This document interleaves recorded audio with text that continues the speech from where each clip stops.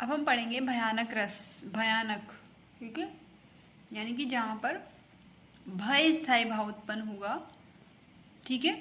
अब कारण यानी विभाव हो सकते हैं, हिंसक पशु हो सकते हैं, भयानक वातावरण हो सकता है, बलवान शत्रु हो सकता है, ठीक है। और अनुभाव और संचारी भाव, अनुभाव यानी जो क्रियाएं होंगी, शारीरिक चेष्टाएं होंगी, ठीक है, इनका जब संयोग होगा तो कौन से रस की निष्पत्ति होगी? भयानक रस की निष्पत्ति होगी, ठीक है। अब इसके अंग देख लेते हैं हम, तो वही 4 अंग पढ़ेंगे। स्थायी भाव कौन सा है भयानक का? भय, ठीक है। दूसरा पढ़ेंगे हम विभाव। विभाव में क्या क्या आता है? आश्रय, आलंबन और उद्दीपन। तो आश्रय कौन हो जाएगा? जिसको भय है, यानी भयग्रस्त व्यक्ति। आलंबन, जिसे देखकर, अब वो हिंसक पशु हो सकता है, सांप, शेर, ठीक है, कोई सा भी हिंसक पशु हो सकता है।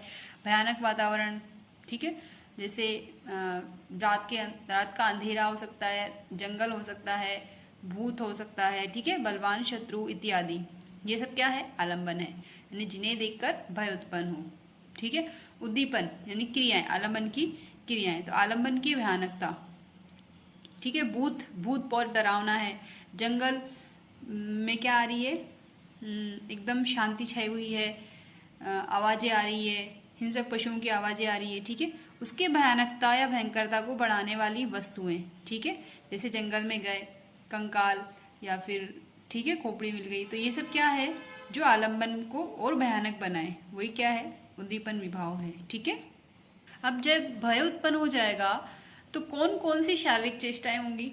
तो देखो, वेपतु यानी कांपना, रोमांच, पुलकित होना, रोंगटे खड़े हो जाना, स्वरभंग, बोलते बोलते हकलाना, डर के मारे श्वेत पसीना आना, स्तंभ जड़ हो जाना, प्रलय, कभी बेहोश भी हो जाए डर के मारे, गिरना, भागना, गिग्गी बनना इत्यादि, ये सब क्या है? अनुभाव है, ठीक है। संचारी भाव, संचारी भाव में आ जाएंगे त्रास यानी कि पीड़ा, दैन्य, दीनता, शंका, शंका भी होगी कि है या नहीं है, चिंता, अपस्मार, श्रम, आवेग इत्यादि। अपस्मार होता है कि मिर्गी की जैसी जो समस्या होती है ना, उसे अपस्मार कहते हैं, ठीक है, मिर्गी की जैसे बेहोश हो जाना। अब उदाहरण की बात करते हैं हम। नभ ते झपटत बाज लखी, भूलियो सकल प्रपंच, कंपित तन व्याकुल नयन, लावक हिलियो न रंज। यहाँ पे क्या है? ये दोहा है, ठीक है, कि नभ यानी आकाश से कौन झपटा मार रहा है? बाज, ठीक है, बाज ने आक्रमण किया आकाश से, तो सारे प्रपंच भूल गया। कौन? एक लावक नामक का पक्षी है, वो सारे काम, अपने सारे काम भूल गया। जैसे उसने देखा कि बाज झपटा मार रहा है, बाज आक्रमण कर रहा है, तो अपने सारे काम भूल गया। कंपित तन, उसका शरीर कांपने लगा। व्याकुल नयन, उसके नयन व्याकुल हो गए, भयभीत हो गए। लावक हिलियो न रंज, और वह बिल्कुल भी नहीं हिला। किसके कारण? भय के कारण। तो यहाँ पे स्थायी भाव भय, रस कौन सा है? भयानक रस है, ठीक है।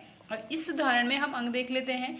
स्थायी भाव क्या है? भय है। आश्रय कौन है? लावक पक्षी, इसके मन में भय जगह आश्रय है। आलंबन बाज, उद्दीपन बाज का झपटना, ठीक है। बाज को देखता तो डर होता, लेकिन वो डर बना रहा किसके कारण? बाज के झपट्टे के कारण। अनुभाव क्या है? शरीर कांपा, स्तंभ हो गया, व्याकुल नयन हो गया, बिल्कुल हिला नहीं है ना स्तंभ। संचारी भाव तो दैन्य, विषाद, डरता, त्रास, ये संचारी भाव है। भयानक रस का हम एक उदाहरण और देखते हैं। एक और अजगर ही लखी, एक और मृगराय, विकल बटोही बीज ही, परियो मूर्छा का खाए। यानी बटोही है, व्याकुल बटोही है, व्याकुल हो गया वो। क्यों? क्योंकि एक और तो अजगर है, देखा उसने, एक और मृगराय यानी शेर, ठीक है। अब बीच में कौन है? बटोही यानी यात्री, जो कि व्याकुल है, जो डर के कारण क्या हो गया? मूर्छा खाकर गिर गया। तो यहाँ पे कौन सा रस हो जाएगा? भयानक रस हो जाएगा, ठीक है। कोई सा उदाहरण आप याद कर लीजिएगा।